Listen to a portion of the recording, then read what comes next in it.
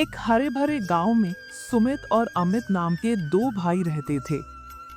उनके पिता के देहांत के बाद गांव की सारी पुश्तैनी जमीन और संपत्ति उन्हीं दोनों के नाम पर आ गई। दोनों में अमित बड़ा भाई था और सुमित छोटा। पिता के रहते तो सब ठीक था, पर उनके जाने के बाद बड़ा भाई अमित अपना असली रंग दिखाने लगा। वह मन का बहुत कमीना, लालची और धूर्त था।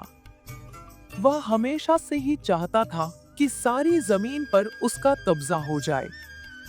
एक दिन दोनों भाई जमीन के बंटवारे के लिए बैठे। सुमित सीधा साधा और ईमानदार था, इसलिए उसने फैसला अमित पर छोड़ दिया। अमित को यही मौका चाहिए था। उसने अपने मन की शैतानी चाल चली। अमित कहता है, देख भाई सुमित, हम दोनों बराबर के हिस्सेदार हैं, इसलिए जमीन का बंटवारा भी बराबर होगा। लेकिन मैं बड़ा हूँ, इसलिए सबसे उपजाऊ और पानी वाली जमीन का आधा हिस्सा मेरा होगा, और जो सूखी और बंजर जमीन है उसका बड़ा हिस्सा मैं तुझे देता हूँ। असल में जमीन के दो बड़े टुकड़े थे। एक टुकड़ा नदी के किनारे था, जहाँ की मिट्टी बहुत उपजाऊ थी और सिंचाई भी आसानी से होती थी। दूसरा टुकड़ा गांव के बाहर ऊंचाई पर था, जहां पानी की कमी थी और फसलें अच्छी नहीं होती थी। अमित ने चालाकी से उपजाऊ जमीन का बड़ा हिस्सा खुद रख लिया और सुमित को कम उपजाऊ जमीन का बड़ा हिस्सा दे दिया, यह कहकर कि हिसाब एकदम बराबर है। सुमित को लगा कि बड़े भाई ने जो किया होगा सही ही किया होगा, और उसने चुपचाप अमित के फैसले को मान लिया। बंटवारे के बाद सुमित ने अपनी कमजोर जमीन पर दिन रात मेहनत की, लेकिन पानी की कमी और खराब मिट्टी के कारण उसकी फसलें अच्छी नहीं होती थी।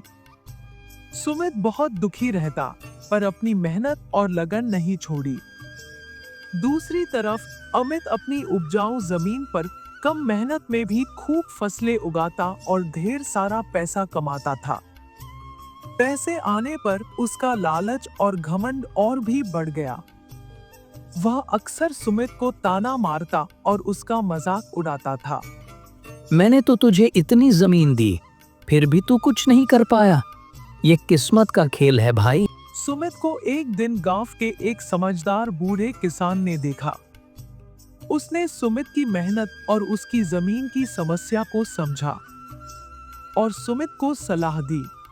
बेटा, तुम्हारी जमीन ऊंची है, लेकिन हवा और धूप उसे भरपूर मिलती है। तुम अनाज की जगह फल और सब्जियां उगाओ, जिन्हें कम पानी की जरूरत होती है, और जमीन को बेहतर बनाने के लिए उसमें खाद डालो। इसके अलावा अपनी जमीन पर एक छोटा सा कुआं खोदने की कोशिश करो। सुमित को यह सलाह बहुत अच्छी लगी।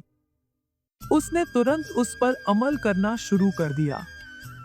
उसने सब्जियां और मौसमी फल उगाना शुरू किया। एक साल की कड़ी मेहनत और समझदारी के बाद सुमित की सब्जियां और फल गांव और आसपास के बाजारों में सबसे ताजे और बेहतरीन माने जाने लगे। उसकी ऊंची जमीन पर उगने वाले बैगन, टमाटर और अमरूद की मांग बहुत बढ़ गई। अगले कुछ सालों में सुमित की आमदनी अमित से कई गुना ज्यादा हो गई। सुमित की ईमानदारी और अच्छी फसल के कारण गांव वाले भी उसकी मदद करने लगे। इधर अमित ने पैसे के लालच में अपनी उपजाऊ जमीन में बहुत ज्यादा रासायनिक खाद का इस्तेमाल किया, जिससे उसकी जमीन की प्राकृतिक उपजाऊ क्षमता कम होने लगी। अब उसे ज्यादा लागत लगाने पर भी पहले जितनी फसल नहीं मिल रही थी। लोगों ने भी उसके घमंडी स्वभाव के कारण उससे दूरी बना ली थी। एक दिन भयानक बाढ़ आई। नदी के किनारे वाली अमित की सारी उपजाऊ जमीन पानी में डूब गई और मिट्टी कटकर बह गई। अमित का सारा घमंड और दौलत मिट्टी में मिल गई। वहीं सुमित की ऊंची जमीन को ज्यादा नुकसान नहीं हुआ। अमित को अपनी करनी पर बहुत पछतावा हुआ। वह टूटकर सुमित के पास आया और रोते हुए अपने कमीनेपन के लिए माफी मांगी। सुमित ने बड़े भाई होने के नाते अमित को माफ कर दिया और उसे अपनी जमीन पर काम करने की जगह दी।